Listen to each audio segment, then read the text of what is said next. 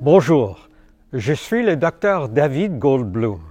Je m'adresse à vous de CAMH, le Centre de toxicomanie et de santé mentale, qui est le plus grand hôpital d'enseignement et centre de recherche du Canada dans les domaines de la santé mentale et de l'usage de substances psychoactives. Dans cette série, nous explorons les principales questions de santé mentale qui font l'objet de recherches sur Internet. Abonnez-vous à notre chaîne afin de ne rien manquer. Les problèmes de santé mentale peuvent être les mêmes chez une personne autiste que chez une personne qui ne l'est pas. Mais si vous êtes autiste, vous pouvez faire face à des difficultés particulières en matière de santé mentale, comme le sentiment d'isolement ou d'incompréhension. Cela peut aussi être plus difficile pour les autres de reconnaître quand vous avez un problème.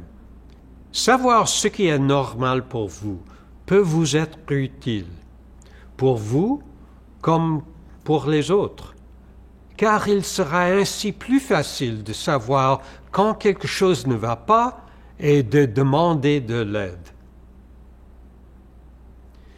Il existe de nombreux symptômes associés à l'anxiété et à la dépression que nous abordons dans d'autres vidéos.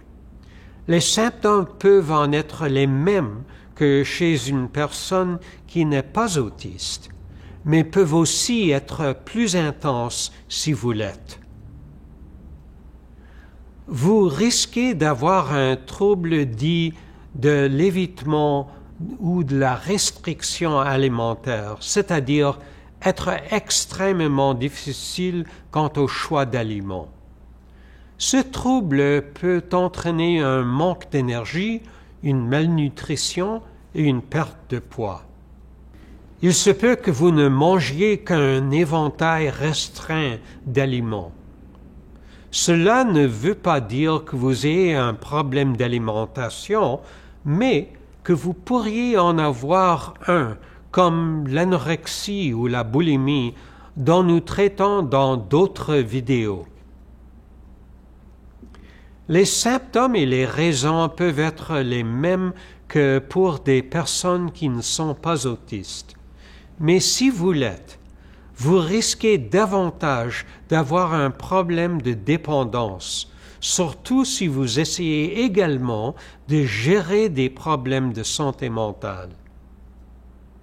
Certains soutiens consistent à travailler avec d'autres personnes, alors que d'autres font appel à la prescription de médicaments. Certains sont offerts dans des hôpitaux, d'autres auprès de divers professionnels de la santé. Vous pouvez aussi essayer de trouver un groupe de soutien par les pairs. Les membres d'un tel groupe disposeront de renseignements sur ce qui existe dans votre région. Je suis le docteur David Goldblum. Merci de nous avoir suivis dans cette exploration de l'autisme et de la santé mentale.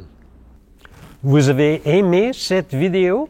Abonnez-vous à notre chaîne pour découvrir d'autres présentations sur la santé mentale et l'usage de substances psychoactives appuyées sur des données scientifiques.